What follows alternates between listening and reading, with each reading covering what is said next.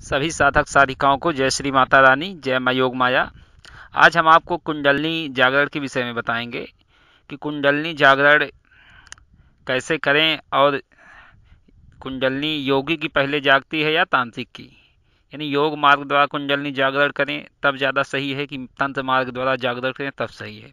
किसमें कितना समय लगता है इस विषय पर आपको बताएंगे, और किसकी कुंडलिनी जल्दी जागती है और किसको कुंडलिनी जागरण करने के बाद खतरा रहता है और किसको कुंडलिनी जागरण के बाद खतरा नहीं रहता है। योग मार्ग द्वारा क्या क्या दिक्कतें आती हैं और तंत्र मार्ग द्वारा क्या क्या दिक्कतें आती हैं कुंडलिनी जागरण में, और योग मार्ग में कुंडलिनी जागरण के बाद क्या होता है आपके साथ और तंत्र मार्ग से कुंडलिनी जागरण के बाद क्या होता है। तो इस विषय पर आज आपको हम बताएंगे, तो जुड़े रहिए हमारे साथ। अगर चैनल को सब्सक्राइब नहीं किया तो सब्सक्राइब कर दीजिए, लाइक नहीं किया तो लाइक कर दीजिए और बेल आइकन की बटन को प्रेस कर दीजिए जिससे हमारा वीडियो आप तक पहले पहुंचे। तो योगी वर्सेस तांत्रिक इस विषय पर चर्चा करेंगे आज कुंडलिनी जागरण पर। कुंडलिनी कई यानी कुंडलिनी जागरण की कई विधियां हैं। कुंडलिनी कई विधियों द्वारा जागृत की जाती है, सबका मार्ग अलग अलग होता है, लेकिन तंत्र मार्ग बहुत ही प्रचंड है कुंडलिनी जागरण के लिए।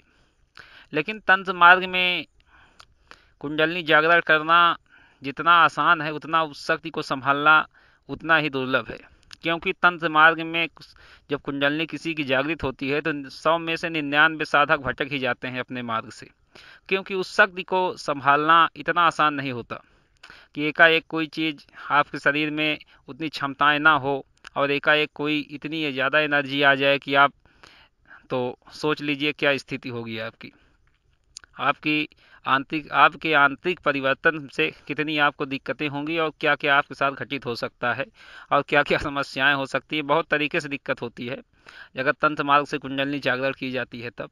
और योग मार्ग में ये दिक्कत है, योग मार्ग में तो नाड़ी शुद्ध करने में ही 3-4 साल का समय लग जाता है कम से कम। और बिना नाड़ी शुद्ध किए कुंडलिनी जागृत होने वाली नहीं है, क्योंकि जब नाड़ी का शोधन होता है तभी कुंडलिनी जागृत होती है। और तंत्र मार्ग में तो कुंडलिनी 1 महीने में भी सातों चक्र जागृत हो जाते हैं। ऐसी ऐसी गुप्त विधियां हैं हमारे पास जो स्वयं हम अनुभव किए हुए हैं और दूसरों को भी करवाते हैं जो हमारे पास साधक आते हैं कुंडलिनी जागरण के लिए।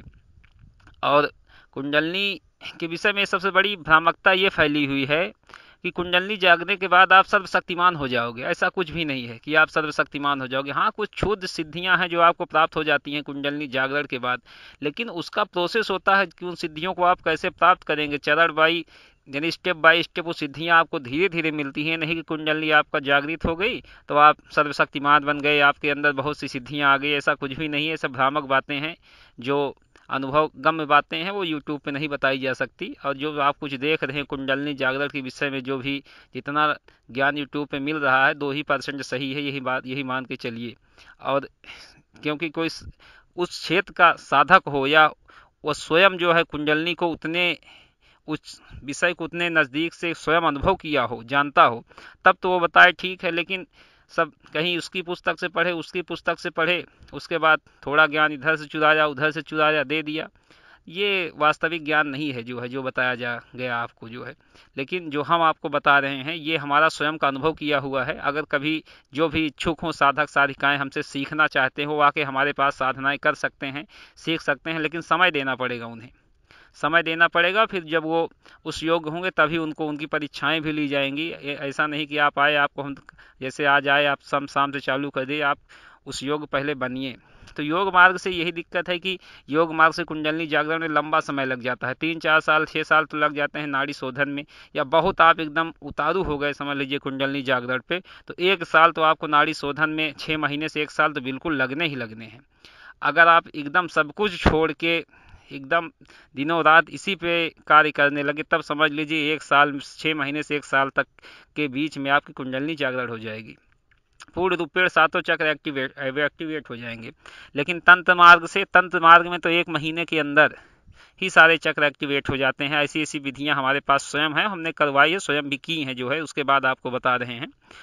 और तांत्रिक की क्या दिक्कत होती है, जब कुंडलिनी तांत्रिक की जागृत होती है तो ऊर्जा का स्तर इतना ज़्यादा एकाएक बढ़ जाता है कि उसका शरीर जो है, यानी उसके अंदर इतनी एनर्जी आ जाती है कि वो उसको भूख प्यास भी नहीं लगने लगती, उसका भूख प्यास लगना ही बंद हो जाता है। 2-2 3-3 दिन खाना ही नहीं खाएगा, पानी भी नहीं पिएगा। कोई अगर किसी काम में उसको लगा दिया जाए तो ये स्थिति होगी कि वो काम करता रहेगा फिर भी वो थकेगा नहीं। अगर मान लीजिए कोई ताकत का काम करा दिया जाए, उससे मान लीजिए एक खेत है उसको गोड़ने के लिए उसको कह दिया जाए, तो वो फावड़े से खेत को गोड़ डालेगा, लेकिन उसको थकान नहीं आएगी, नहीं भूख लगेगी, ना प्यास लगेगी। यह है कुंडलनी जागरण का लक्षण कि जब आपकी कुंडलनी, सोच लीजिए कुंडलनी में कितनी शक्ति होती है।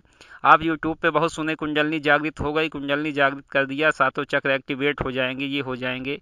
लेकिन जिसकी कुंडलनी जागृत हो गई उसकी शारीरिक क्षमताएं बढ़ जाती हैं, तो वो हर प्रकार की क्षमताएं बढ़ जाती हैं, उससे यानी सार्वभौमिक विकास हो जाता है उसके शरीर का, और फिर वो बहुत सारे कार्य करने में सक्षम हो जाता है जो साधारणतः बिना कुंडलनी जागृत किए नहीं कर सकता है।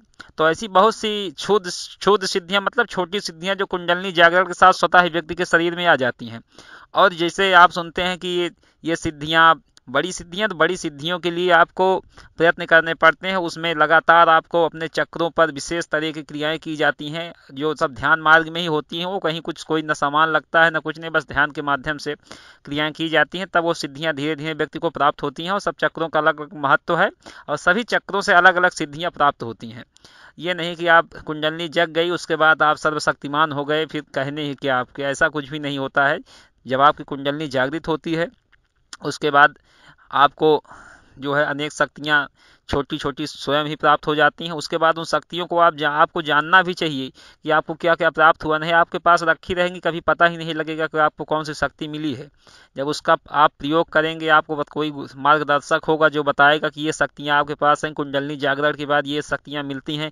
उन शक्तियों का प्रयोग करना भी आना चाहिए, नहीं तो वो शक्तियाँ आपके किसी काम की नहीं। मान लीजिए कुंडलनी जागरण से आपको कोई शक्ति मिल गई, यानी आकाश गमन की ही शक्ति मिल गई, तो उस शक्ति को आप कैसे एक्टिवेट करेंगे? कोई जानकारी नहीं आपके पास कोई मार्गदर्शक ही नहीं है, कोई गुरु ही नहीं है। तो कुंडलनी जागरण से शक्तियाँ मिलती हैं, लेकिन उन शक्तियों को आपको जानना आना चाहिए। ये थोड़ी ना कि कुंडलनी जाग गई, शक्ति मिल गई, आप मन में सोचे काम हो गया, नहीं, ऐसा कुछ भी नहीं है। कुंडलनी जागरण के साथ आपकी शारीरिक क्षमताएं बढ़ जाती हैं, बहुत सी शक्तियाँ आपको प्राप्त हो जाती हैं, छोटी शक्तियाँ। फिर आप धीरे धीरे जैसे जैसे उस मार्ग में आगे बढ़ेंगे, कम से कम कुंडलनी जागरण के 1 साल लगभग आप प्रयत्न करेंगे तो आपको जो है ज़मीन से आप ऊपर उठने लगेंगे, कम से कम 3 फुट आप ज़मीन से ऊपर उठ जाएंगे ध्यान मार्ग द्वारा, जब ये सब क्रियाएं की जाती हैं। ठीक, लेकिन अब मैं बृहद नहीं बताऊंगा क्योंकि इसको कॉपी करके कई लोग अपने चैनल पे डाल के इसका दुरुपयोग करने लगेंगे। तो कुंडलनी वर्ष जो है तांत्रिक की जल्दी जागती है, योगी की अपेक्षाकृत। योग मार्ग से कुंडलनी जगाना एक दुरूह काम है, लेकिन तंत्र मार्ग से कुंडलनी जगाना एक सरल काम है। यानी साधक के लिए सरल है, हर व्यक्ति के लिए नहीं सरल है। लेकिन तंत्र मार्ग से जब कुंडलनी जागती है तो वो व्यक्ति उन शक्तियों को संभाल नहीं पाता है, दिक्कत ये होती है।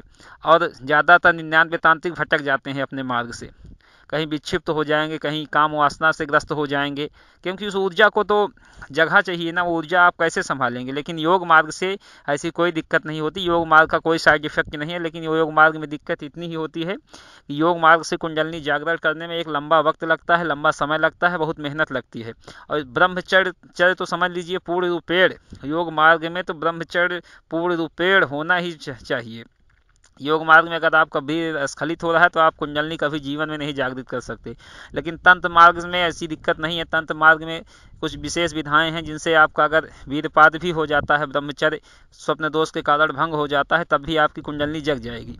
कुंडलनी जागने के बाद फिर उसके बहुत से लक्षण है, वो लक्षण हम नहीं बताएंगे आपको, क्योंकि वो गुरु परंपरा के ही अधीन रहे और अनुभवगम्य चीज़ें हैं, वो वाणी गम्य है ही नहीं है। उनको वाणी से वर्णन करना संभव ही नहीं है, वो अनुभवगम्य चीज़ें हैं। तो आशा करता हूँ जो मैं आपको बता रहा हूँ यह जानकारी आपको अच्छी लगी है।